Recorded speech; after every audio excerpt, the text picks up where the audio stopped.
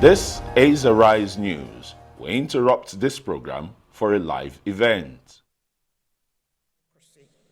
Truly powerful words from Mr. President, and to add gravitas to all that has happened today on this important day, we celebrate 26 unbroken years of democracy in Nigeria. My name is Eugenia Abu. I welcome you all. Happy Democracy Day. Our theme today is consolidating the gains of Nigeria's democracy, necessity of enduring reforms. Today we celebrate, we reflect, and we promote the gains of democracy while pledging to do more and working hard to close gaps. To set the ball rolling for this event, allow me welcome the man who describes Mr. President as Professor of Infrastructure, a technocrat, former governor, former senator, and now Secretary to the Government of the Federation, His Excellency, Senator George Akume, as he makes his way to the podium to deliver his welcome address.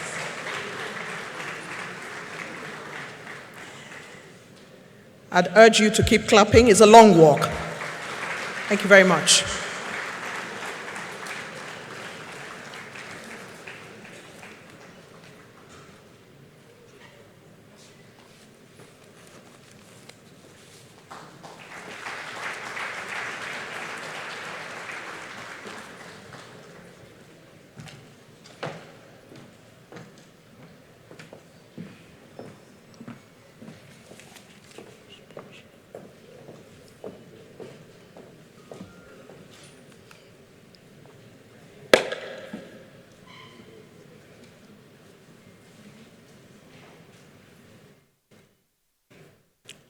His Excellency, the Vice President Kashim Shettima, GCON, representing Mr. President.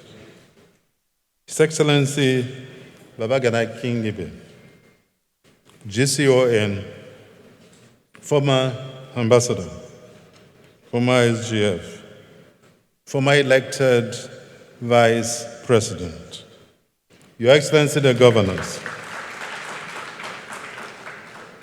Your Excellency, the governors, the head of service, members of the Federal Executive Council, members of the Diplomatic Corps, special advisors, party leaders, former secretaries to the Federation of Nigeria, permanent secretaries, service chiefs, the guest speaker, the Abiola family, the great Nigerian youths, our great women, distinguished invited guests, ladies and gentlemen. It is right for me to start by congratulating all Nigerians on the occasion of the 26 years of unbroken democratic rule. At a period where many African countries are sliding back into military rule and dictatorship, Nigeria is powering forward in democratic rule. Even though we have not attained the democratic heights envisioned, we are confident that our path is straight and will lead us to a desired destination. Today's celebration would not have been possible were it not for the commitment and determination of ordinary Nigerian citizens who stood strong in the face of military oppression, brutality, and rights denial. These Nigerians were led by some of the elites.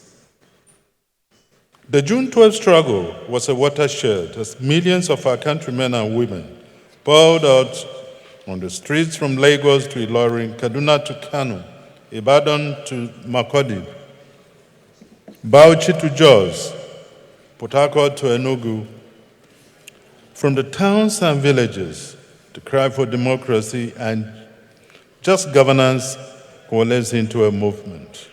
That is the June 12th movement. That movement gave birth to the new democratic journey. We are here today because many fought, many died,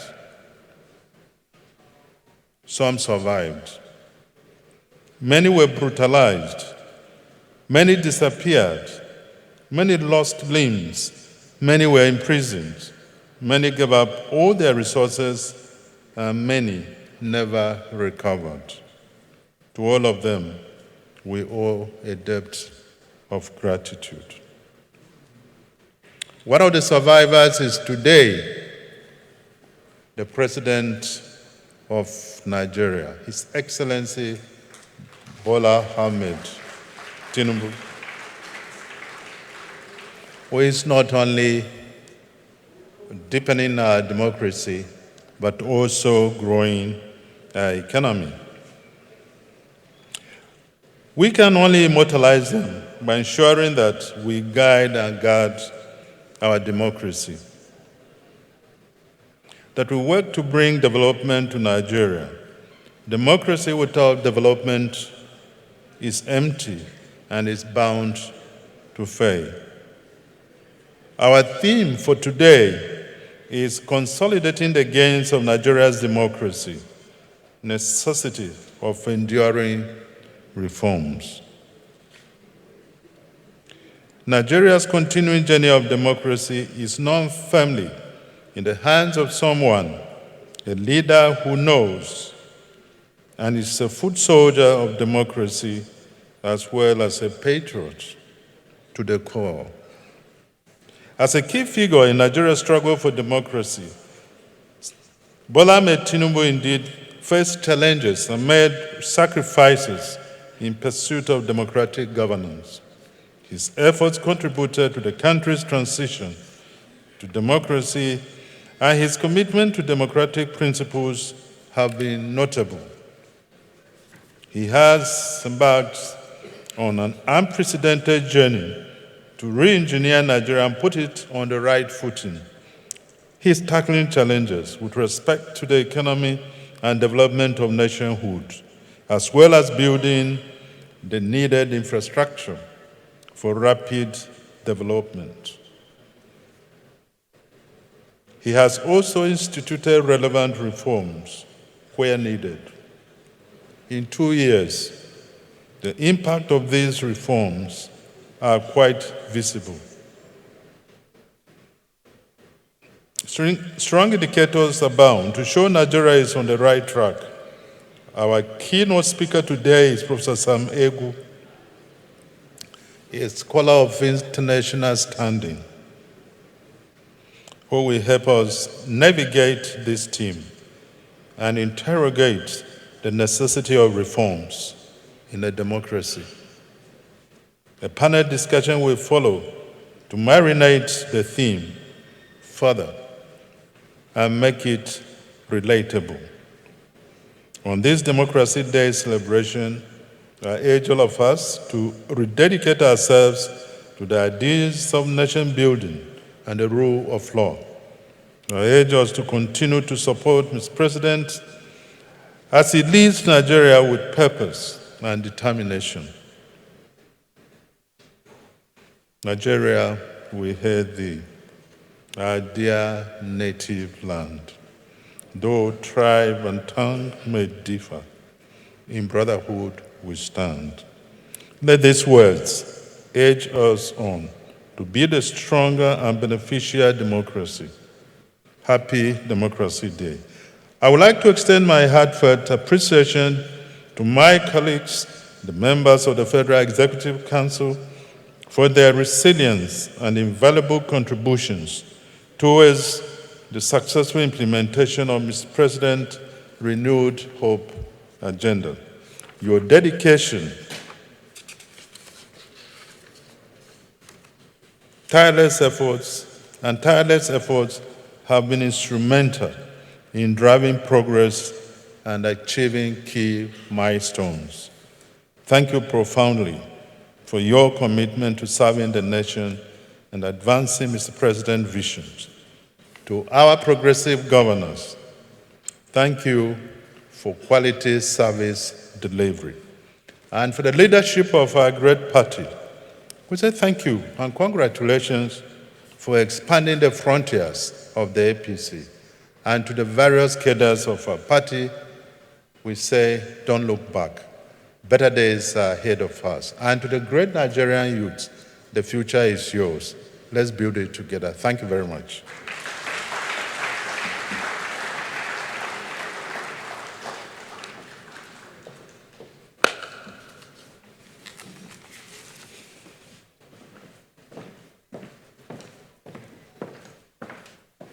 His Excellency, the Secretary to the Government of the Federation, delivering a warm welcome address on this very important day for Nigeria, a kaleidoscope of what Nigeria is, our geographical regions and the beauty of the nation, and a salute to the foot soldiers of Nigeria's democracy, to include His Excellency President Bola Ahmed Tinubu, a president who is truly in a hurry to leave Nigeria better than he found it.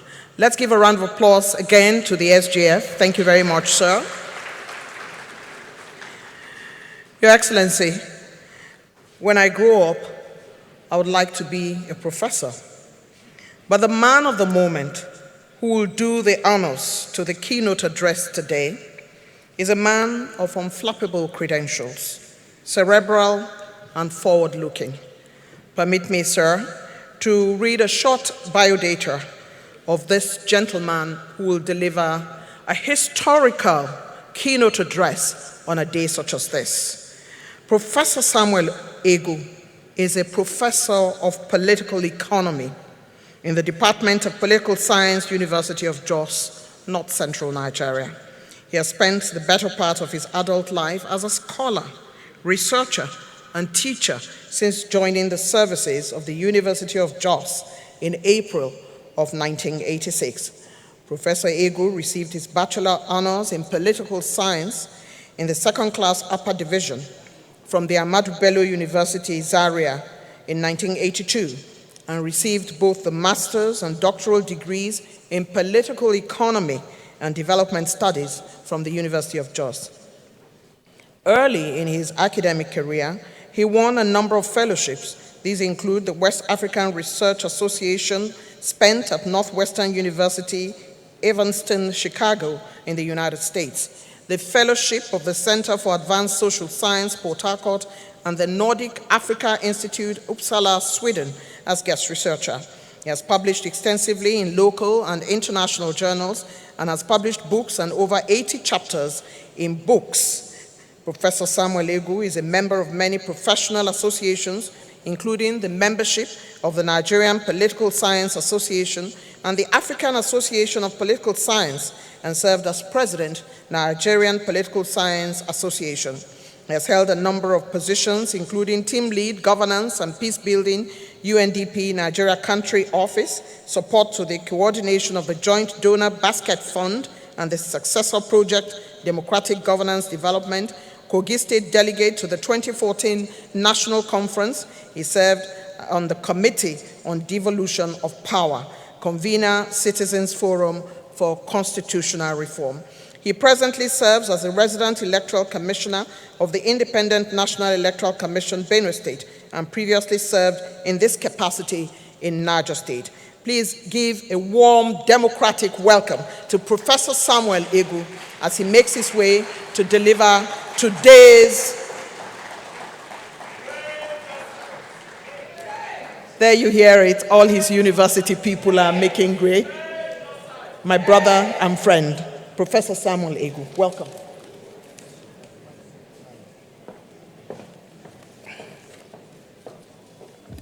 Thank you.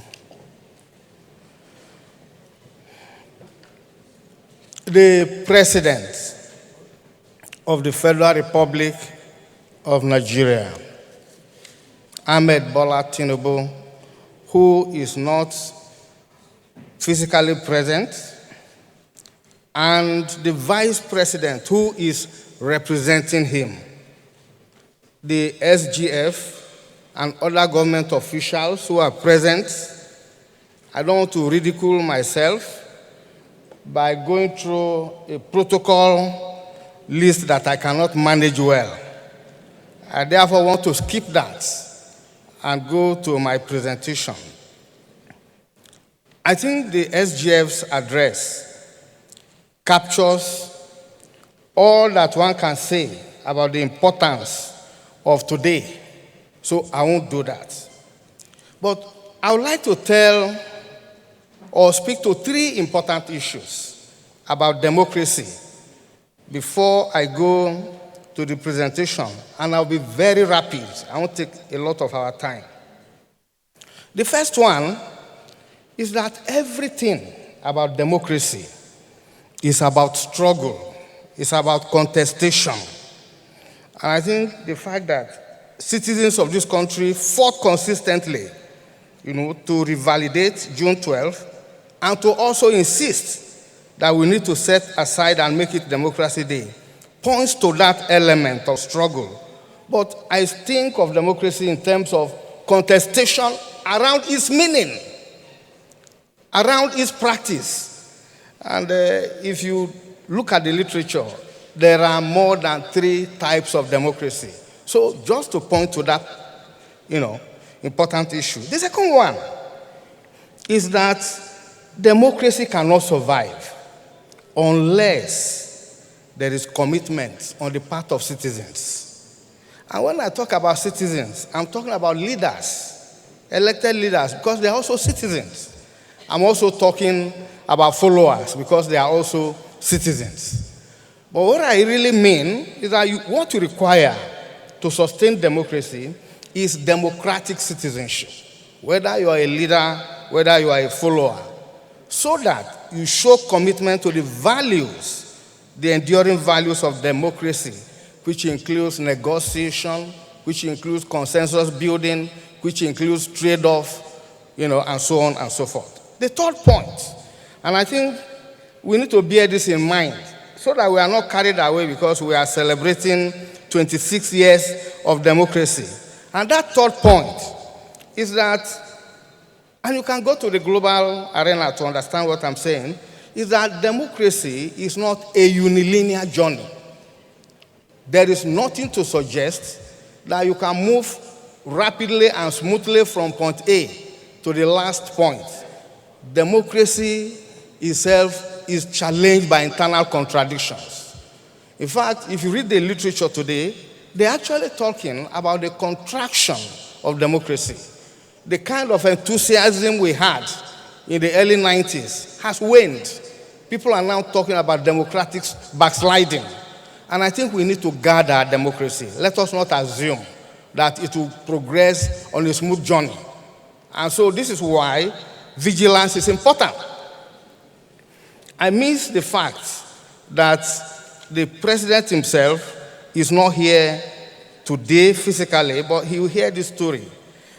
For me, the most defining moment for Nigeria's democracy, going back to 1999, happened in 2003, when one of the major parties in this country became so comfortable that said it will rule this country for 60 years.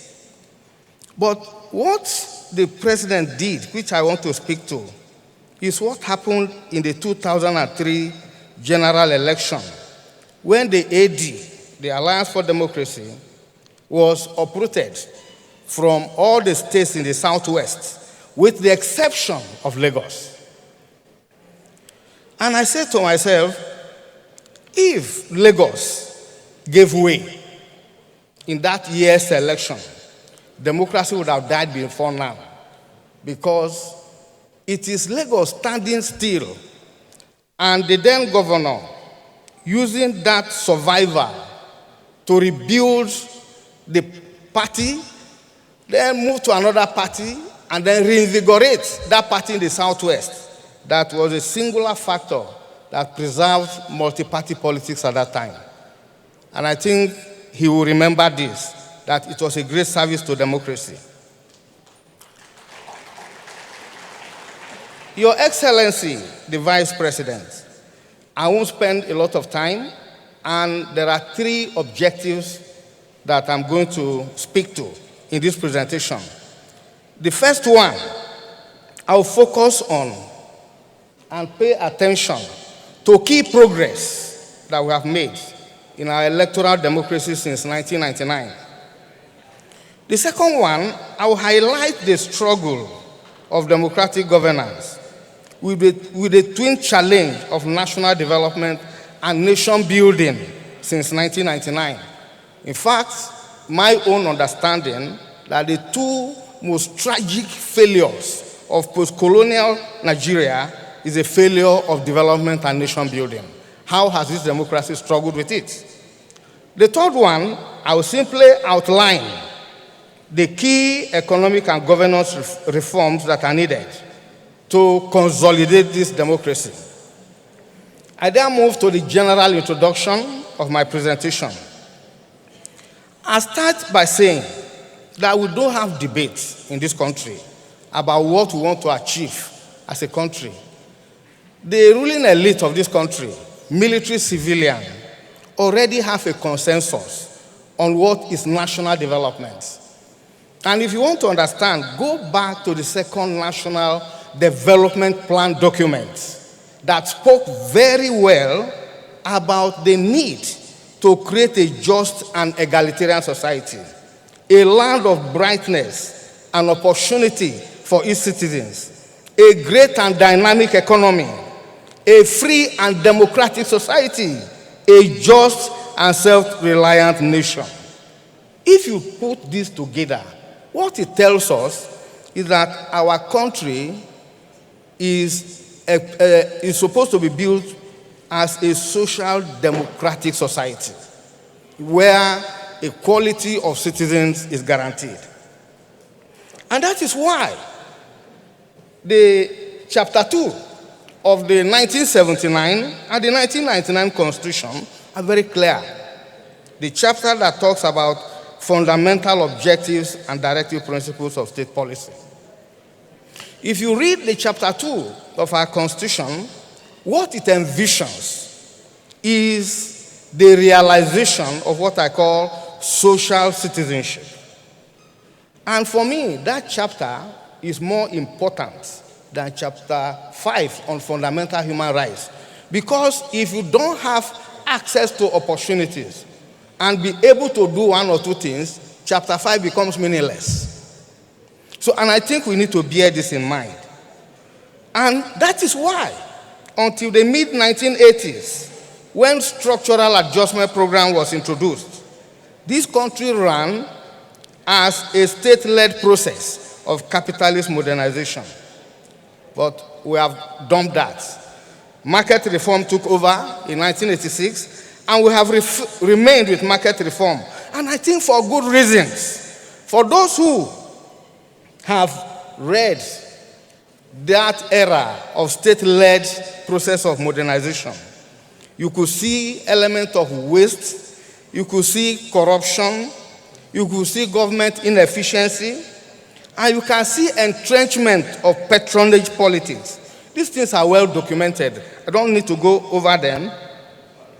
But if you review the SAP era, you will agree with me that it didn't help many African economies, including our own, where industries disappeared, where the value of the domestic currency became thoroughly weakened, and so on and so forth.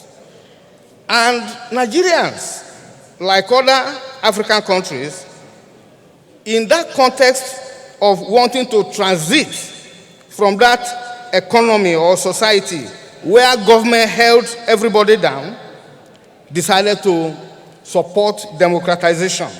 And that is why we have been in democracy since 1999. But I think there are other issues I want to draw attention to, and that I will just take the last one, and that is the whole problem of absence of national unity and integration. It doesn't matter to people, what it means to be a Nigerian. A pan-Nigerian identity is lacking. People talk about their ethnicity. Sometimes they talk of their indigeneity. But let us remember that all these things are about political exploitation of our differences. We need to live the spirit of one Nigeria that is focused to be a leading country in Africa in this century. Mr. Vice President, having said this, I'll simply talk about democracy since 1999. There are a few things I want to point to. Regardless of theoretical positions about democracy, democracy has a simple meaning. It presupposes the type of government or political system ruled by citizens. And democracy is underpinned by certain non-negotiable values. And this includes substantial individual freedom of belief and opinion, the right of all adult citizens to vote and to run for public office, genuine openness and competition in the electoral arena. There are many more that I don't want to go into. Now, if you look at democracy, election is a key marker, and I think we have done well since 1999. Particularly since the electoral cycle of 2007, when, even before results are collated, the president is announced. I think there has been a lot of improvements in our election. We have seen alternation of power since 2010 at the national level, and many cases of alternation of power at subnational level. We have seen peaceful transfer of power, because this is exactly what democracy needs to do for Africa, because that's where the African crisis begins. Once you have sit-tight leaders that don't want to go. So democracy in this country has brought about respect for tenure of office. And I know the fight in 2007 when Nigerians said, no, there must be respect for that constitutional limit, to terms of office. At the same time, I think we have made progress, but there are also challenges. And if you talk to Nigerians, they talk a lot about the deficit and lack of public trust in our electoral process. Sections of the political class and civil society are very, very bitter that this is not the type of electoral democracy we need. But I said, particularly with respect to the 2023 general election that has been taken to the cleaners, that there are many things we forget to understand about that election. And what is that? That election, for the first time, resulted in the most diverse parliament. In that election, about 5 governors were stopped from going to Senate. In that election, there were many successful cases of mandate protection across the country. In that election, technology did a lot in terms of intervention. So that even as we complain about 2023, we need to realize that democracy is a journey and that we have not done badly and there is room for improvement. Now, one of the things that Nigerians have never debated, and I simply want to raise it, but I won't discuss it, and that is the fact that we are practicing the type of democracy that is called liberal democracy.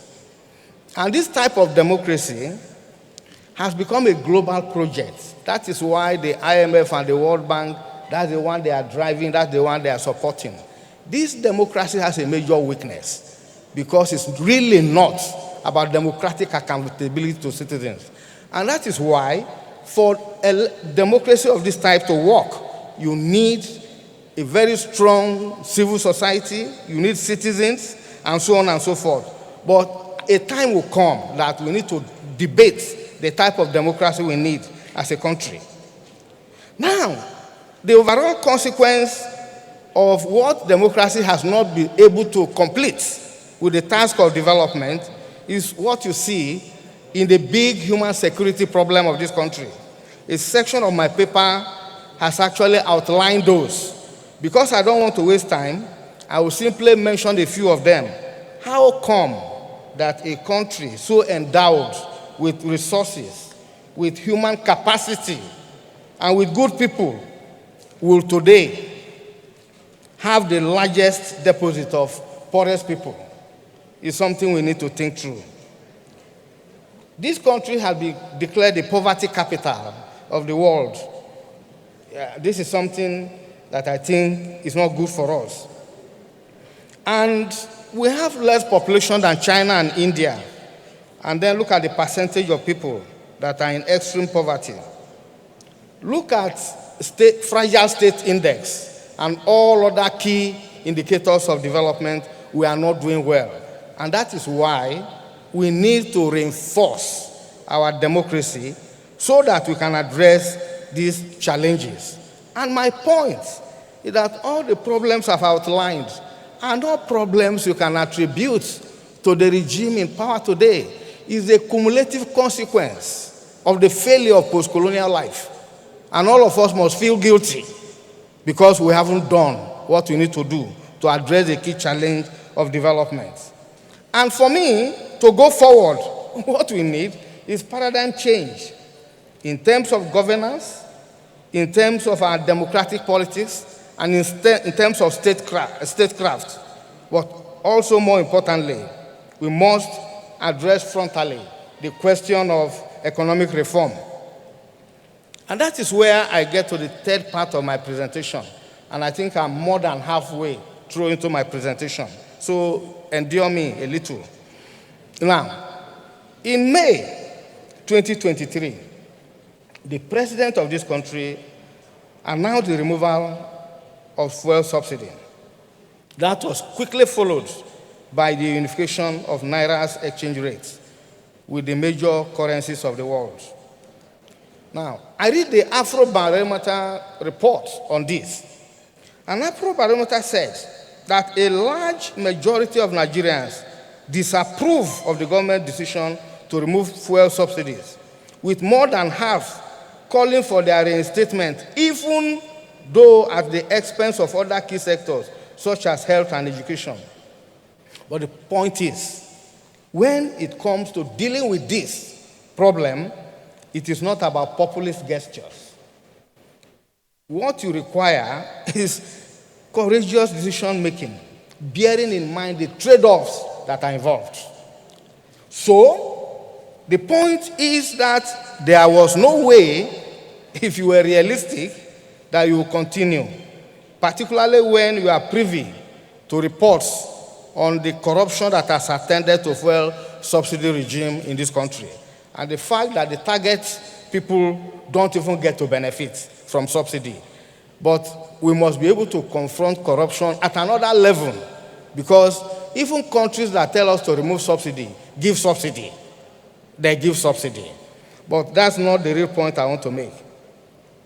My point is, yes, these two policies have done a lot in terms of increasing the cost of living for many Nigerians, especially the low-income households.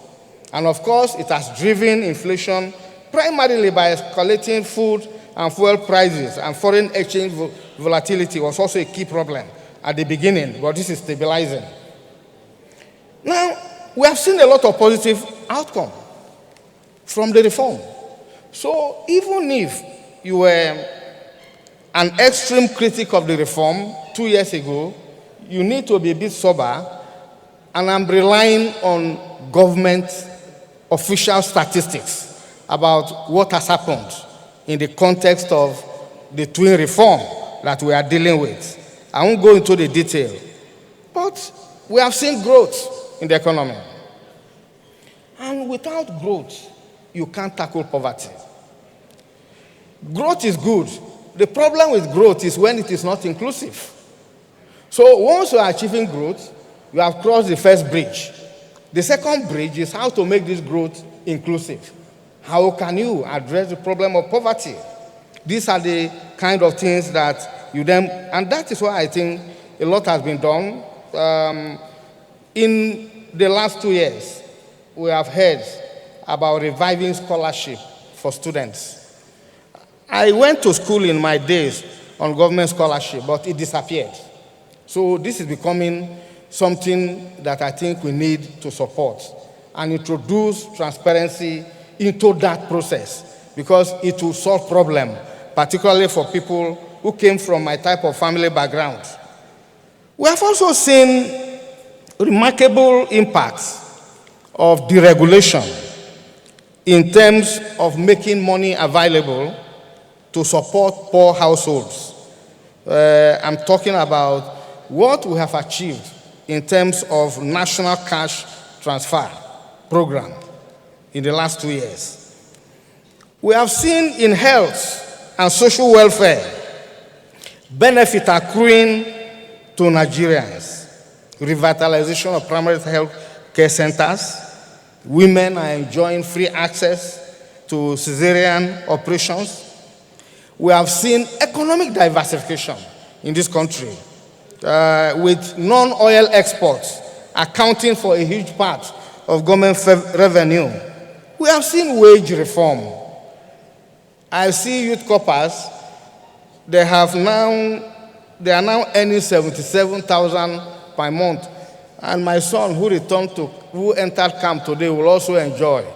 So I'm very happy about that. And you can go on and talk about the benefits of the reform. So the problem is not that we have reform, but it is to be careful. You know, I studied the World Bank, I studied the IMF, and they have a language about reform that is very sexy. They kept on telling us that post-colonial Africa made a choice between two roads, one wide, smooth, but leads to disaster. And that there's a narrow road full of thorns and leads to eternal life. If you are familiar with the Bible, you know exactly where this is coming from. So they said, Africans chose that wide road, and that's why we entered political perdition. So they now tell us to choose that road that is narrow and thorny, because there's life, or, we win at the end of the tunnel. It is very interesting to do reform. It is interesting to ensure that government doesn't carry burden that it's not supposed to carry. But we need, as a country, to strike a delicate balance between the neoliberal agenda and economic nationalism. It is important to listen to the advice of the bank and the fund, but at the same time, stick to those things that will lead to national redemption. You need to think more about obligation to your citizens and loyalty to your citizens. And I think this is where the commitment of the president, that by the time I leave, everybody will enjoy the benefit of change. That is why it is something we need to stand on, and that is something we need to put more pressure on him to deliver, because that is the only way we can strike a balance between the neoliberal agenda and the dictates of national economic survival. And I'm so convinced that the president has this kind of image, to leave a legacy for himself. And that's why we need to think about what we need to do from now. Yes, I've seen impressive figure in terms of revolution in agriculture, but I think we need to do more for a country, because these are comparative advantage. If Rwanda can depend on foreign exchange from agriculture, we are in the better position to do this. And I think the president's effort in terms of combating insecurity, and I saw the impressive statistics about that. If you don't do that and focus on that, our local farmers may not be able to enter their farms. The Minister of Information comes from Niger. Some of the things I read while I was in Niger was very frightening, that farmers have to pay a fee to bandits, and they give them receipt for payment before they can enter their farm. You cannot win the battle against food insecurity. And I think this is something we need to support, and also do so with little consideration for the rights of those who are driving insecurity. That is where I differ. And I think we need aggressive industrialization in this country. The government is doing well in terms of tax reform. This is impressive. Nobody thought about this. The fact that there are multiple taxations in this country has driven away many people. But when you do industrialization, revive the basic industries, you can actually provide employment and take millions of people out of poverty. Then tax reform will yield higher return from a production-based economy. I'm getting to the end of my presentation, Mr. Vice President. I just want to say that, yes, we are a federal polity, and in the name of federalism, states claim autonomy. The president did well with the local government reform. When I go back to the 1976 local government reform document that tells us that we need genuine local government that can be a learning school for politicians, that can undertake key development activities which are lined up in the Constitution. I then say, why did we allow local governments to disappear? So reviving local governments and giving them autonomy is good. But I think we can move beyond that to support a program of local governance, which is more than functional local governments. You know, where you need to create real partnership between local government institutions, civil society and community people, and the state government to put money into one basket to drive development, which they can all, co-supervise and ensure accountability. I think we need this. I am also worried that, yes, if you look at the 36 states in the country, there are pockets of government effectiveness, but there are many states where governance does not happen. You can't develop a country. It's not the responsibility of the federal government alone. And we need to leverage on the strength of federalism and intergovernmental relations to connect the three levels of government to drive development. And if you do not do that, the state assemblies cannot even checkmate the governor. And that is why I think the president of this country needs to put all his weight behind autonomy for state assemblies in the ongoing constitutional reform agenda, because that will change the narrative of governance at subnational level. I think this is something we shouldn't play with. I read impressive story about what the EFCC has done in terms of anti-corruption, and I think the kind of money they have collected back from those who stole is more than what had happened in previous years. That is good. And there's one phenomenal example of one individual that had 753 duplexes, units of duplexes, which the EFCC has already collected back. This is impressive. But we need more than that. What we need is a comprehensive anti-corruption program that brings citizens, civil society, and those institutions together, while we focus on reforming those institutions and creating more capacity for them to do their work. 2 minutes, I'll go away. As I said, we need to safeguard our democracy. I am reading the book by David Runciman, How Democracy Ends. And I'm seeing Trump and the far right in Germany challenging the basic tenets of democracy. It's a warning sign that we do everything possible to safeguard our democracy. That's why we are celebrating. We need to support economic growth, but we need a reform agenda that helps us to be more equitable society. But more importantly, I want the president and his cabinet and those who are ruling this country to go back to the commitment they made in the APC agenda. That is a very, very powerful document that looks like being lifted from chapter 2 of the Constitution. If we do that and drive governance and reform, this country will be a different country altogether. I thank all of you.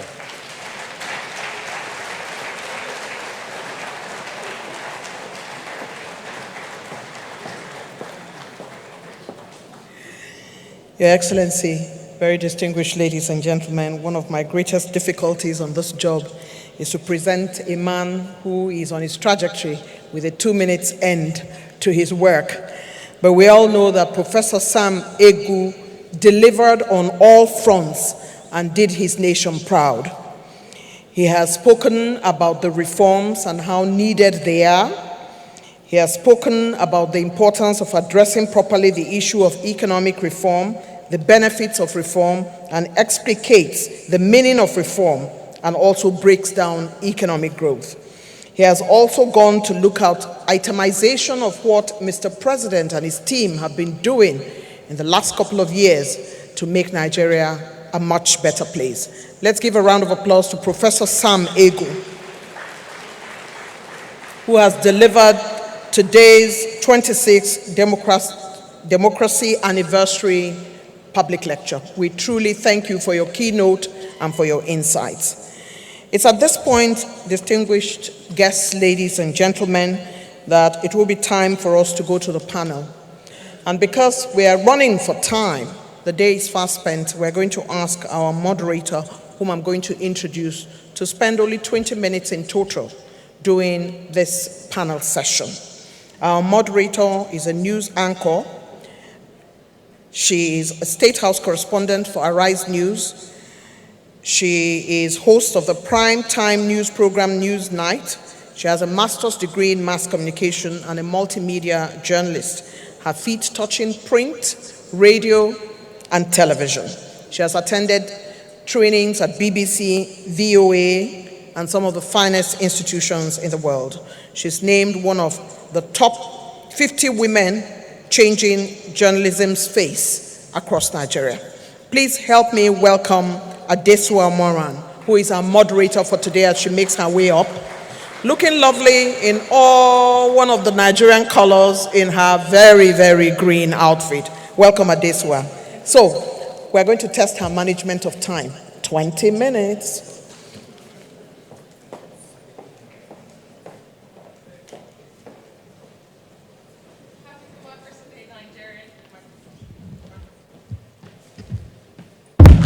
Great.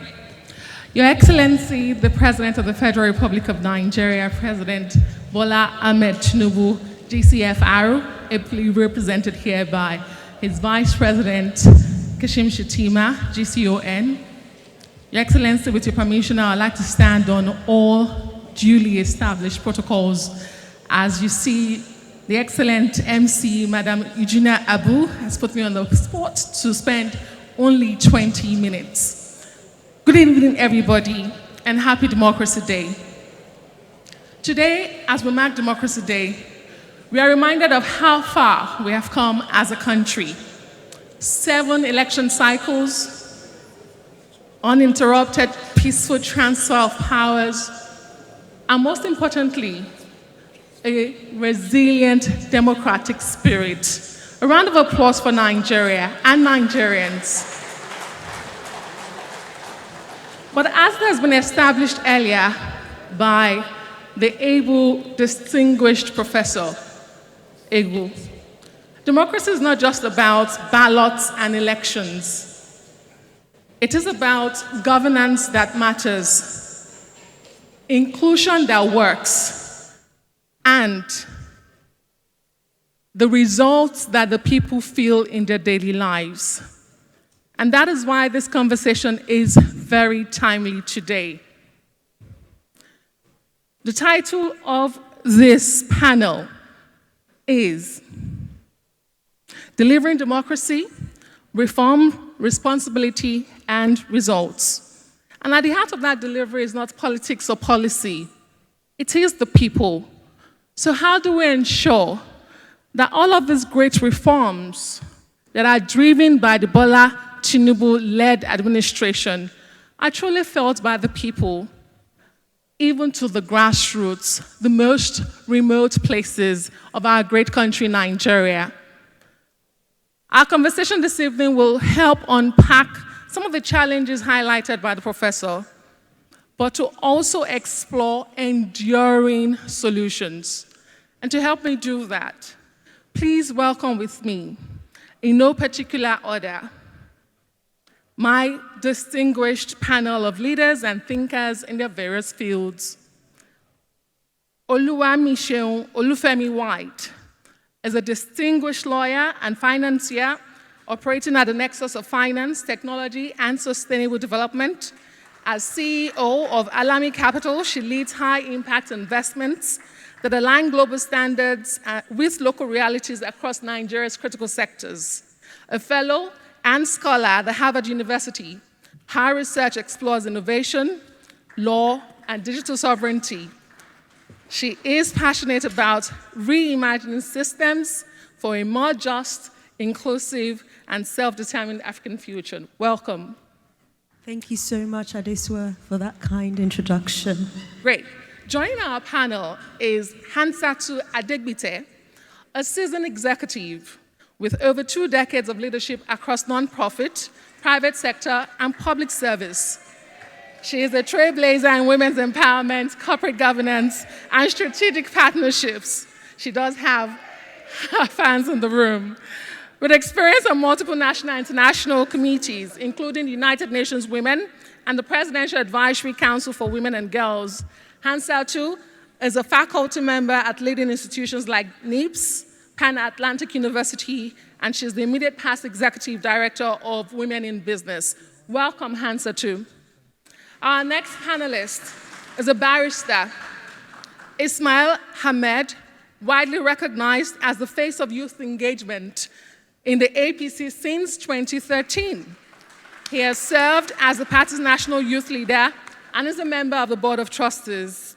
He was also special advisor to President Muhammadu Buhari and currently chairs the governance subcommittee of President Tinubu's Policy Advisory Council. Ismail is the managing partner at Greenbridge Law Firm and the founder of teachfornigeria.org. It's a voluntary initiative encouraging privileged professionals to teach in public schools. He contested for the Kano Central Senate seat in 2023 and is currently pursuing a PhD in public policy. Please welcome Barrister Ismail Hamed. Well, I must say that this panel is already delivering a form of democracy, gender affirmation. With more women on this panel than men here, it is clear that we are moving from gender affirmation to gender presence. A round of applause, please. Barrister Ahmed, you're blessed amongst women. We don't bite, you're safe. So let me begin. I'll just go around to ask. We know about the reforms of this administration. We've heard from the guest speaker. He did say we have made strides, but there are also challenges. Particularly, he mentioned public trust. So I'm just going to go around the room. How do we move from electoral democracy to one that delivers tangible results to the Nigerian people in their daily lives? Let me begin with you, Hansatu. One reform, if you could hazard, if you could be a part of the President Bola Tinubu's cabinet, not that we are asking for an expanded cabinet, but what would that reform be? Well, first of all, let me say that in the words of my Honorable Minister of Women Affairs, it is women o'clock. And gender is always on my own agenda. And I can also say to you that even our keynote speaker did not touch anything on gender. So that is why it is important to have more women in leadership, because we are the only one that can speak to that. It is important for me to say that even though we are about 50% representation of women in Nigeria, the truth of the matter is that democracy has tried. We are not ungrateful, but men, we have a long way to go. We look at our National Assembly, we're still struggling with 3.8 and 3.7% of women, both in the Senate and the House of Representatives, and only 5% in the state legislative. Now, we are not, I'm very happy that our head of service is here. We celebrate the fact that our head of service is a woman doing great reforms. And we do have less than 15% of our permanent secretaries that are women, even though we have a workforce of about 54% in the Federal Civil Service. And I'm very happy to see that our Permanent Secretary of Finance and, of course, of Women Affairs are women, because gender-responsive budgeting is very key, and we're coming there. But having said all of this, it is not all gloom and doom. We know that there have been a number of reforms, obviously, the not too young to run and the electoral reforms. But at the end of the day, I think what the women of Nigeria are saying is that we just want to help you in moving this nation forward. The men, you have done it yourselves for so long. Okay. And we know where we are. We have not gotten there yet. The soul of Nigeria and Africa is crying to be nurtured by women. And so we're saying, let us help you. Okay. And for most of the men that will say these women have come again with their gender agenda, don't allow God to hear your prayer and carry all the women out of this world, because you know that a lot of you will not survive 2 weeks without women. So thank you very much. I will just leave it at that. Thank you very much, Hansatu. So Hansatu feels that more women in governance is that reform to deliver on democracy to the people. Barrister, let me come to you. Obviously, I'm sure you might have a different opinion. What's that one reform that would deliver democratic governance to the Nigerian people for them to feel in their daily lives? Good evening. Well, I think I can't say if I know any one particular reform that can take care of this problem. What I can say, however, is this administration has done something that other administrations have been unable to do or have found ways to do it, but they couldn't do it, which is autonomy to the local government. Now, how did they do that? Instead of going through the legal process and making it long and unwinding, the president instructed his attorney general to go straight to the Supreme Court for interpretation because it's a matter of the Constitution. Now, that has been done on paper. What is left is for it to be done operationally, because we all know the president, the vice president, so many people sitting here, the secretary to the government of the federation, they were all governors at one time. There is simply no process at state level. Whatever the governor wants, the governor does, the governor gets. And I remember a governor that became a minister during Buhari administration, and the first trip he took, his colleagues, his staff that came with him to the government, to the ministry, were told to retire a fund of 5 million naira they were given. They couldn't believe it. They said, what is return? What is retire again? They didn't understand. They said, we used to pack money in our suitcases and we move, and there's nobody that asks us to retire. So if there is one reform, I think this government has already done it. The local government, there has to be an autonomy, there has to be life, there has to be activities at the local government for anything to be felt, so that people would have a responsive leadership at the local level. And number two, I think this is very important, the leadership recruitment model that we have in politics, almost like in Nigeria, politics is the only profession that requires no qualification. Anybody who has a nuisance value of whatever kind can just jump in and be a leader. Politics is a serious business because it leads to leadership, so I think the leadership recruitment model should have serious criteria. I can understand when the Constitution was written. I can understand when the Constitution was written of 1999. It was copied in 1979. It was just 19 years after our independence. But now, Mr. Vice President, we're 65 years old. We can no longer accept just school leaving certificate or its equivalent as a reason to be a president. Thank you very much. Barrister Ahmed, a reminder again, he's pursuing a PhD, so you can imagine. I wonder how we'll get rid of the nuisance value you talk about, but thank you so much. I asked for one reform, he gave two. Let me come to you, Oluwamichel. How do you think we can practically, involve the people? The people seem to feel neglected in some form, despite what the government does. How do we include them? Thank you so much for that question, Adesua. I think one of the first steps is to reimagine where we see people to be gathered in. So we need to take the messages that we have, put them in the forms that people want to hear them in, and take them to the places that they are. For a lot of young people in my generation, we're not happy with just showing up on election day to cast our vote. We want to be a part of the systems that create these election cycles. We want to be a part of the systems that create these reforms and design them. So we want things like technology fellowships led by our state governments. We want to be a part of the various monitoring and delivery dashboards that are being created. For example, the Ministry of Youth has done wonderfully. Today, as a young person or anybody in this nation, you can go online and track every single youth initiative that this government is doing, and you can see where they're located, the local government areas, the states that they're in. These are the sorts of measures that I think we can continue to take to bring governance closer to young people. Excellent. Thank you so much, Oluwamisho. I'll come back to you, Hansa, too. When Barrister Ahmed was speaking, he talked about local government. And I did hear Oluwamisho also mention local government and state governments. So it's not, there seems to be so much concentration at the center. But let's break this next round of conversation into themes. And I'd like us to begin with the economic reforms and the people. Economic reforms are necessary, but they are tough. How do we balance these bold reforms with the need for social protection so that growth doesn't deepen inequality? I think the Ministry of Women Affairs are already ahead of us.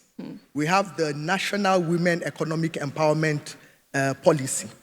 The only thing we now need to do is implement and institutionalize it across the nation. When you look at wealth creation, for example, we do recognize that less than 1% of all public procurement goes to women-owned businesses. And globally, Nigeria is already known to have the highest number of female entrepreneurs. And so with that divide, if we institutionalize also affirmative procurement policies, what that means is that at least 30% of government contracts, public sector, even private sector, should go to women-owned businesses. There is no way it will not cascade into the rural communities.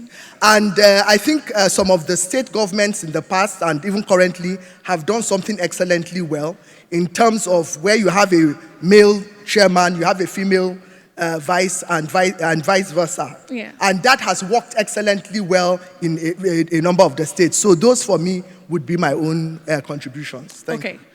Barrister, let me bring it back to you. I like that you highlighted the point about the state governments and the state governors as well as the local.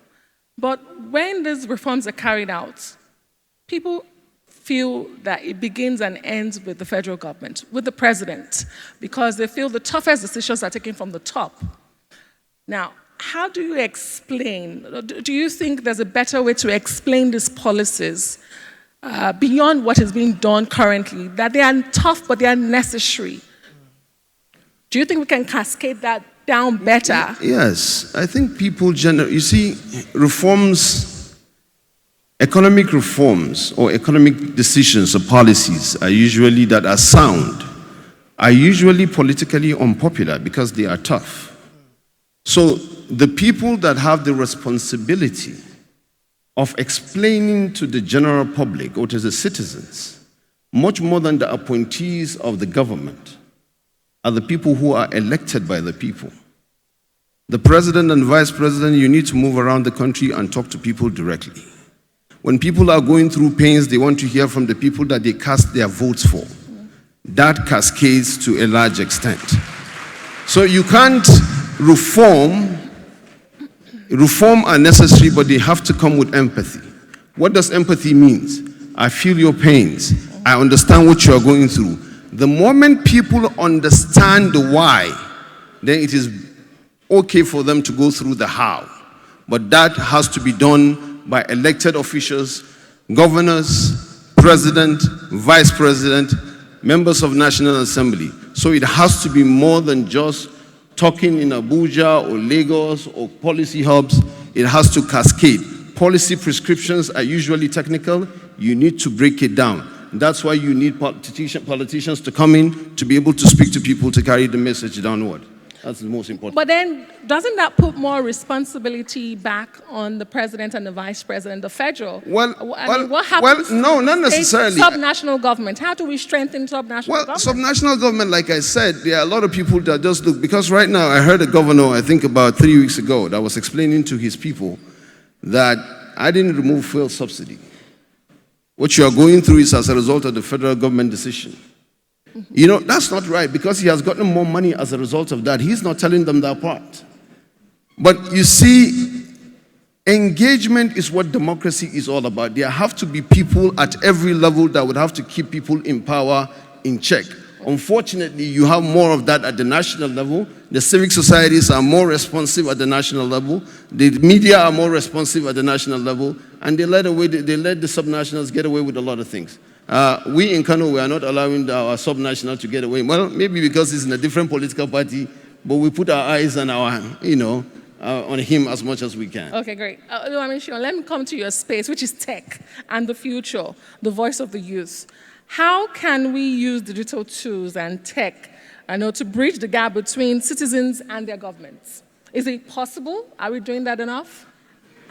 So I gave an example of this dashboard that allows you to essentially see in real time every single project that is happening in this country aimed at young people. Mm-hmm. That is a feat that this country has never seen and that this government has taken. That is an example of how you can use technology to take governance closer to the people. But beyond that, there is a generation that has aspirations that go beyond what is currently in front of us. Technology means that we can see what is happening in America. We can see what is happening in China. So the world is a much smaller place. And so in that, we're looking for initiatives that help us to grow our innovative ideas. We're looking for both public and private to invest massively, not just in us at the end cycle of when our innovations are starting to take form, but in the knowledge economy, in the training. And thankfully, we're starting to see building blocks of that with the Startup Act, with 3MTT, with an active sort of step towards protecting our data governance. I mean, people talk about data, and I think, this year in particular has, I would hope, helped us to situate what data really means in this age. Our data governance is securing our future. It's securing our sovereignty. AI is what everyone's talking about. We're consumers of technology today, but this administration's working really, really, really hard actually to put building blocks that mean that we're not just consumers of technology without understanding. We're putting in place the right governance measures. And that's not happening in a vacuum. Let's break down what that means. That means in 10 years, when there is a young child born in Festac in Lagos, the information that they're consuming is not information that is being manufactured outside the shores of this country to shape their mind, but actually in-house, where the value is inward. And I mean, not just inward, because Nigerian companies are going global. So I don't know if I've answered your question, but... Go ahead. I think in sum, what we're looking for is local context, local collaboration, and local capital. Context is that our institutions, public and private, are supporting us as we innovate. Collaboration is not just supporting, is when private invests, for example, in a startup, government is also supporting, because what that says to markets is that there is confidence. And then in capital, I've just explained. Indeed, and that opens doors, creates jobs, and cascades to the people. So, and also increases patriotism. So today, a lot of young Nigerians are asking the question, what is Nigeria doing for me? Great. And this actually helps with that question. Fantastic, Oluwamisho. Now, as we wrap up, this question will also go around, and I'd like to begin with answer 2. One visible step. In the beginning, I asked for one reform that we could take. But as we close, one visible step that the government can take in the next perhaps 12 months to build democratic trust, because again, we go back to public trust and building public trust. Well, we're women. We won't ask for one. I have His Excellency here. You can't remove answer 2 from the women and gender So we will ask for special seats for women. I know that there's a lot of requests around that, just to create that in the National Assembly. We will also ask for gender-responsive budgeting, because I can see that the Minister of Budget and Planning is here. And at the same time, to put the icing on the cake, we just want to ask for affirmative action for leadership positions for women, because with the women of Nigeria, we want a democracy that listens to our women, learns from our women, and leads with our women. Thank you very much. Answer 2. To you, Barrister Ahmed. One visible step. One. I know you have many. One. Leadership is a quality, it's not a position. People remember you by how you make them feel, not necessarily what you tell them or what you do to them. Leadership must be exemplified by the power of the example of the leader, not the example of his power. Please, we have one policy that can change, is that inclusion of younger generation in process of policy making. That is what I think would. Thank you very much. Very quickly, Oluwamisho. Okay. So you said I could only say one. Yes. I'm going to balance it out and do 2. Very quickly. Right. So I think a key thing we really want is we want to be involved in the process of reform. A key ask is that state governments consider having technology and governance fellowships in each state. And such fellow would be someone who is so brilliant that they're building the next innovation that is going to address a real problem that we face as a nation. The second key ask is that you actually support our youth bank. You capitalize it and you allow for it to function in a way that serves young people. Again, democracy is not about the elections or the ballots, but governance that works, inclusion that matters, and the results that the people feel in their daily lives. Thank you so much to my brilliant panelists. I am Adesua Omorwan. Good evening and happy Democracy Day again. Thank you very much to our panel. We appreciate them for the effort they put in to try and make the time. I knew you had so much to say, but time is fast spent. And this is an opportunity for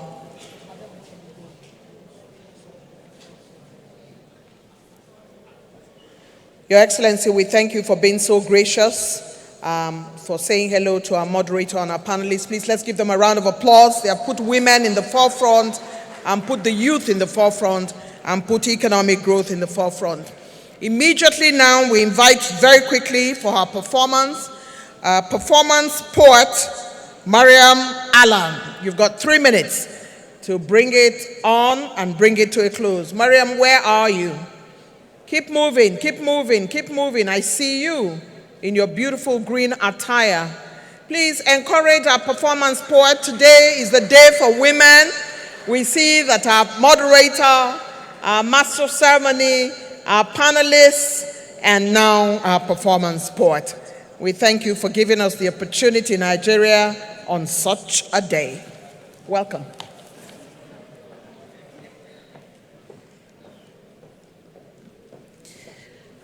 It's the President first.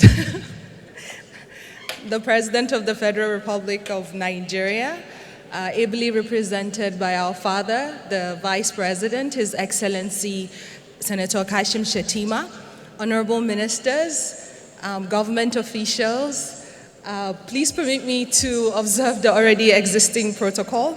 My name is Mariam Bukar Hassan, and when we talk about consolidating the gains of Nigeria's democracy and the necessity of enduring reforms. We're talking about building the future of Nigeria. And to speak about building the future of Nigeria is to conjure up the ghost of a warrior, an Iroko tree that stood tall in the forest, survived the axe, with broken branches that answers questions of vulnerability, with falling dried leaves, creating a pathway leading to my heart, me, a citizen of a country whose hope lingers like the life of an antelope who wakes up every morning with its heart beating out its chest because it knows there is a cheetah out there it must outrun, else it becomes prey. Praying every day that somehow we see the light and hope for the nation.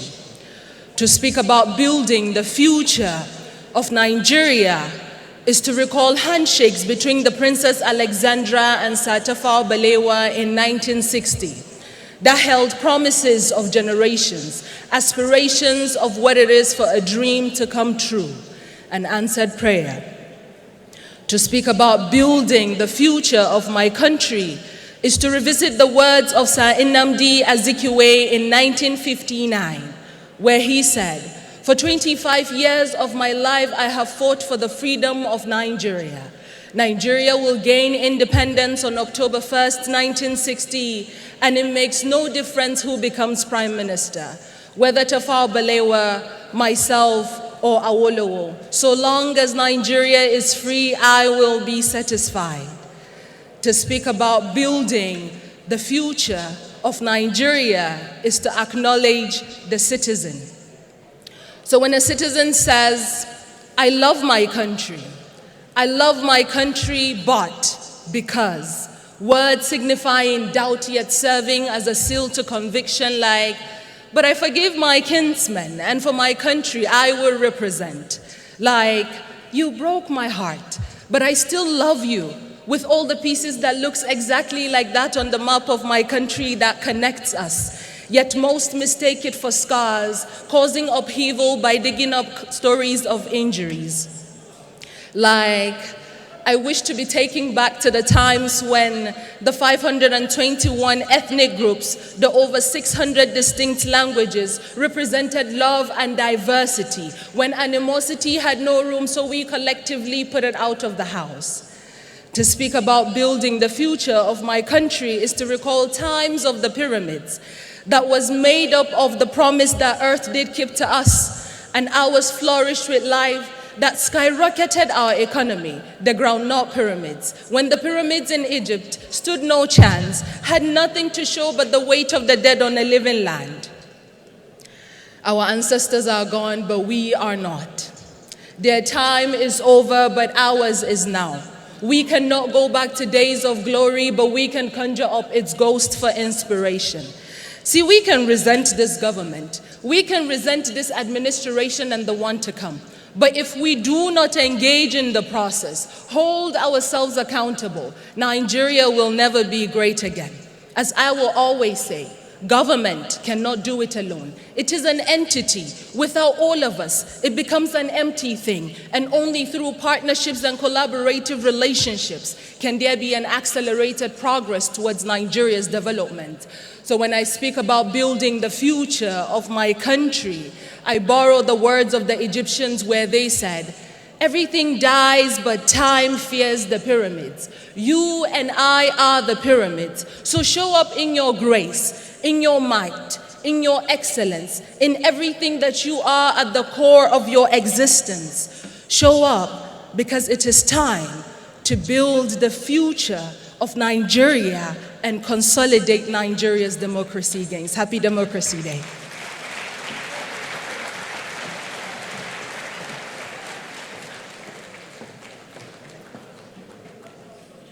Brilliant in all manners, particular, kindred spirit. I'm a poet myself, but if you leave me alone, I do not remember my lines. So that's a craft.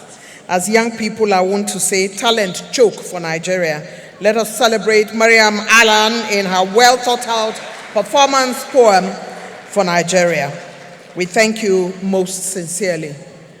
Your Excellency, Mr. Vice President, representing the President of the Federal Republic of Nigeria, we're truly grateful for your time. It's a day worthy of celebration, and we have all come out in our finery. We are wearing our celebratory clothes, but the hall, the State House banquet, is also wearing a gay and celebratory aura, dressed in full green and white across the room. And if you take time to look at the boards around you, you will see the security scorecard of this administration and the achievements of His Excellency President Bola Ahmed Tinubu and his team under the Renewed Hope agenda. Community resettlement and economic recovery. The testimonies are all over the boards, and you may want to take time to look at them. It's now time to go to goodwill messages on a day such as this. We start with the Dean of the Diplomatic Corps. Let's welcome the High Commissioner of Cameroon to Nigeria, His Excellency Salahuddin Abbas Ibrahim.